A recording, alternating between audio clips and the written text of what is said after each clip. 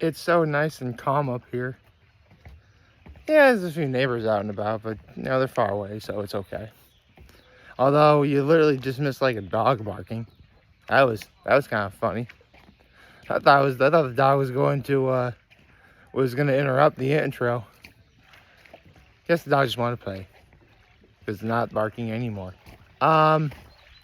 So yesterday it rained a lot. Like, I was in Corning for like the first half of the day. We got like nothing. And then like pretty much the entire time I've been up here so far, well, yesterday I mean, it just rained on and off and on and off. And I feel bad because that actually would have deterred a lot of the people from coming up here. In fact, that's actually my low, is the fact that, it rained up here. I know I say how much I really do like being up here when it's like this, but when we went to Timberstone last night for dinner, like, my father noticed it was considerably less busy than it was a couple weeks ago when we were there. And the reason is, nobody wanted to come up here. Because there are some people there. I shouldn't say no one was there. There are a few people there. And as we were finishing our meal, this one big family arrived. So it's not like they weren't working at all, period. They had customers. They a local establishment that supports local. They got some business. That's good. And they need that. I think Timberstone is open year round. I forget if it is though. Maybe some students who go to Cuca College would travel all the way to Hammondsport just to, go to Timberstone maybe. I need to confirm that though. But my low was the weather didn't really cooperate yesterday. But my high is, I spent the day with my dad. We eventually made it up here, enjoying. Actually, the weather is just about perfect.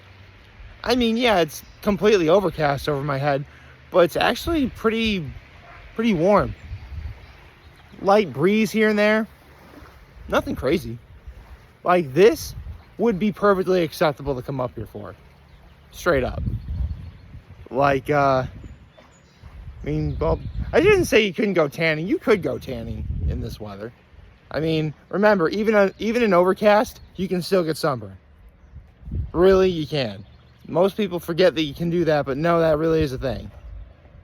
So, if you are out and about in here, I should probably tell you, be sure to wear sunscreen and lots of it. You don't want any skin-related issues in the future. I say that and I have no sunscreen on me right now. Well, I'm not gonna be out here for very long. I don't really got to worry about doing anything about putting on sunscreen for. Let's see, it was just after 9 when I started this video. So a little bit before, if I was out here from 10 o'clock until 3 or 2. Is it 10 to 2 or 10 to 3? I forget. But it's the harshest UV rays that you can get, and that's what mostly can cause various forms of skin cancer. But I'm not going to be out here then. Or if I am, it won't be for very long. So right now, I'm doing fine. My act of kindness was, as soon as I got up here, almost immediately, I went right to work doing some stuff. I put away the pots and pans that my mom used last Sunday. Put them away. She basically puts them in what's that thing called where you put your pot and pan holder for, after you wash your dishes in the sink, you put them in there for them to dry. So I put them away. But more importantly, I watered the ferns and flowers that my mom has up here. Which, between that, and again, the fact it rained up here, I don't need to do anything today. If anything, all those plants are overwatered at this point. Which is probably good for now. Remember, we're not up here all week. So, you gotta, water them whenever you can. Although, not this week, but next week, we're going to be here for 4th of July, obviously. So, that'll definitely be a day to, do some watering and do some work up here, to be sure. And yeah, that was about it. So happy Sunday, everyone.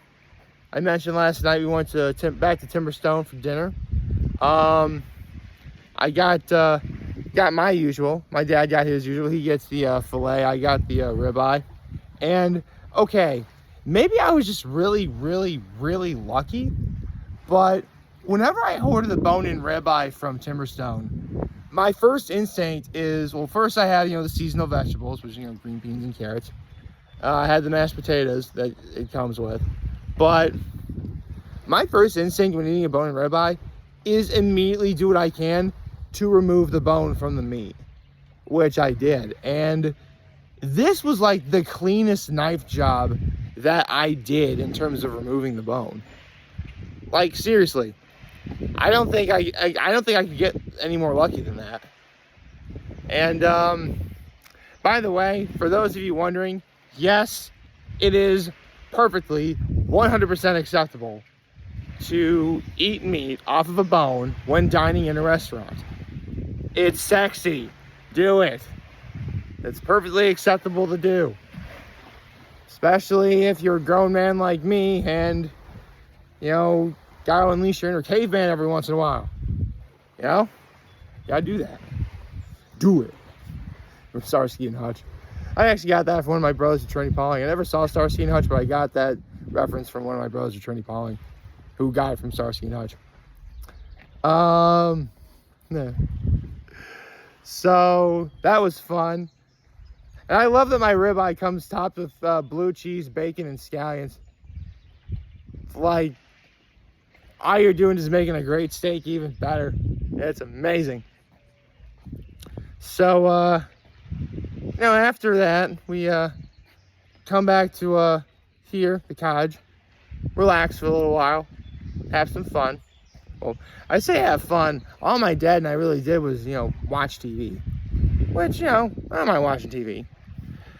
I took a little bit of a power nap before I went to the Switz last night. And, okay, you know what's better than going to the Switz and there's a bachelor party there? Going to the Switz and there's 2 bachelor parties going on. It was awesome. Holy cow. I actually got to talk to a couple of the girls from one of them. Because, I mentioned how it was when bachelorette parties happen, there's, themes. But, the things that are always consistent is, the bride-to-be is always wearing white. And, more often than not, you see, all the, I guess the guests of the bachelor party, I presume some of them are bridesmaids. They're, wearing, black with, gold on them and stuff like that. Black with gold writing. Meanwhile, the bride is, white with gold writing. Yeah, that's how it works. And that was one bachelorette party. Pretty simple, pretty standard. Actually, I couldn't. Wow, I can't remember what the writing on the black shirts were saying. Anyway, but the girls I talked to were from the other bachelorette party. Now, this group I noticed was considerably smaller than the first one I just mentioned, but they actually had a legit recognizable theme because they were all wearing cowboy hats, and it looked because all the again I'm going to presume that they're bridesmaids because actually when they have a bachelorette party sometimes the moms go, right? I think it might have been. Well, this one didn't have any moms, but anyway, so they the bridesmaids were all wearing pink cowboy hats, right? But the bride-to-be, obviously she was donned in all white, as she's supposed to be, allegedly. And she was wearing a cowboy hat too, but it came with all these I think they're called tassels, I think. A whole bunch of tassels dangling from all around the edge of the hat. I thought it was kind of cool. But I walked up to these 2 girls, not to ask them out or anything. All I did was compliment their hat, their theme or whatever. I asked what their theme was. And no kid, you know what? I have to shout out to a good friend of mine who taught me what that one song I asked a while back was. remember a few weeks ago I asked basically a while back I had no idea that the lyrics to the song "Man, I Feel Like a Woman," that's actually the name of the song, "Man, I Feel Like a Woman" by Shania Twain. So basically I asked these girls what their theme was, and the taller girl is like, "Let's go, girls." I'm like, oh, Shania Twain. I got the reference. I actually got the reference. Something I learned from a friend of mine actually came to fruition, and it helped me. Thank you. Holy cow. I never get that lucky. I actually learned something, and I remembered. Oh, that made me feel good. That made me feel real good. I mean, they're all having fun. It's all in good fun. The DJ, the Switz was rocking. Although, I kind of wish that Shania Twain's "Man, I Feel Like a Woman" was going on, but that wasn't the song that was playing. Although the one song that clearly was a complete rager, and man, this is taking me back to my high school days, because I forget who sings the song, but I know the title of the song. It's "Everytime We Touch." Every time we touch, I get this feeling. Every time we kiss, I feel so alive. I think that's the name of the song. I forget who sings it, but it's that song. And everybody was going nuts, dude. Holy cow. Like, I gotta get on the dance floor, man. I gotta have some fun. And because I'm clearly one of the tallest people there, like, I can legit touch the ceiling. It's awesome. So, actually, a few regulars who go there I don't know if they actually straight up invented this game, but they came up with this one game called Bumper Cars, where, you know how you go to, like, a carnival and, like, bumper cars have, like, that long pole attached to, like, the ceiling? And I think, like, that creates, like, an electrical current that allows them, like, go every which way or whatever. So basically, like, the tall people, including myself, are able to, like, touch the ceiling, and we can actually, like, walk around like bumper cars. It's silly, but yeah, it is kind of fun. It is. It's awesome when you're tall like me, but, you know, get someone, you know, considerably shorter than, you know, 6 feet tall, it becomes more difficult. Like, seriously, there are some girls who tried to do it, and I'm like, should I, like, literally pick them up in the air so they can touch the ceiling? Like, I don't know. I mean, on the one hand, I feel as if I should help them, but in order for me to help them, I have to lift them up, and that would require, you know, touching them on, like, the side, and that could be read as the wrong way, and I don't know, I didn't want to overcomplicate anything. So, yeah, I didn't help them, but I kind of wish I did. You know what I mean? Let's see what else happened. That was really about it. Although, I'm so sad, guys. Like, last night I was preparing to do my live log, and I lost the wand. If any of you guys been paying attention to the live logs I've been doing, there's like this one like styrofoam looking wand thing I was using, and it was lighting up in like green and red and blue, and I lost it. I'm so sad. It was like the coolest item I had in my possession. Well, one of them anyway. And I didn't have it. That made me feel so sad. As Miss Sayanella would say, "Aw, sad face. Sad face." Oh, gosh. Although, speaking of Miss Sayanella, I think she's about to wrap up her Let's Play of The Legend of Zelda Skyward Sword. Seriously, she's like a huge, she's a huge Legend of Zelda fan. I've been following her for quite a while. And in fact, I will admit, I watch her videos every now and again. Not as religiously as, say, Chucky Conroy, but if I remember to watch her, I will.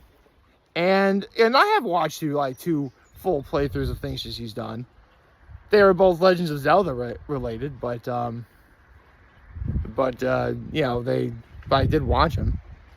I saw her playthrough of Ocarina of Time Master Quest. Basically, when Legend of Zelda Ocarina of Time was released on the Nintendo DS, there was like a feature on there called Master Quest where enemies hit for harder damage. You take more damage from enemies, I think. I forget what the other things were. But I saw a playthrough of that, and honestly, seriously, if you watch any Let's Play that Miss Sayonella has ever done, watch Legends of Zelda Twilight Princess. Basically, that was the Legends of Zelda Twilight Princess playthrough that I've always wanted Chucker Conroy to do. I mean, Chucker Conroy could still eventually do one day. I'm sure he can. But if you want a really good Legends of Zelda, if you really want to see a good Miss Sayonella playthrough, watch Legends of Zelda Twilight Princess. That's actually a really good one. Seriously, like, Skyward Sword and Twilight Princess never really get enough love. Yeah, Miss Sayonella's doing a Skyward Sword right now. She should be about done with that game. Give or take a video or two. Although it's funny, like just now, Miss Sayonella is doing a playthrough of Skyward Sword. Meanwhile, Chucker Conroy, the guy I just said I always wanted him to do Twilight Princess, he's done a Legend of Zelda Skyward Sword playthrough. And needless to say, I recommend it. So there you go. Chucker Conroy's playthrough of Skyward Sword and Miss Sayonella's playthrough of Twilight Princess. 2 Legends of Zelda game playthroughs that I highly recommend you guys check out. They're a lot of fun and they're entertaining. Plus, you know, it's good to see fans of those series, again, like Chucker Conroy and Miss Sayonella, like make stuff by fans for the fans. You know what I mean? Anyway, speaking of fans, I know a bunch of you are fans of this. It's so pretty. It's so pretty out, you guys. Oh man, it's so pretty. I wish. Oh, okay. I know there's a boat behind me, but like, where is he? He's far away. But yeah, so pretty. Yeah, got a little blue right there. Some blue. Got a little blue right there. I hope you liked this video. If you did, like and subscribe to the YouTube channel, follow me on social media. As always, I'm very humble in this video. For all of you guys watching, enjoy for today. Hope you have a wonderful, wonderful, wonderful Sunday. And remember, if any of you guys want to talk, channel will be here to lend you. I'll show you back. Take care and make good choices. 607 all day, baby.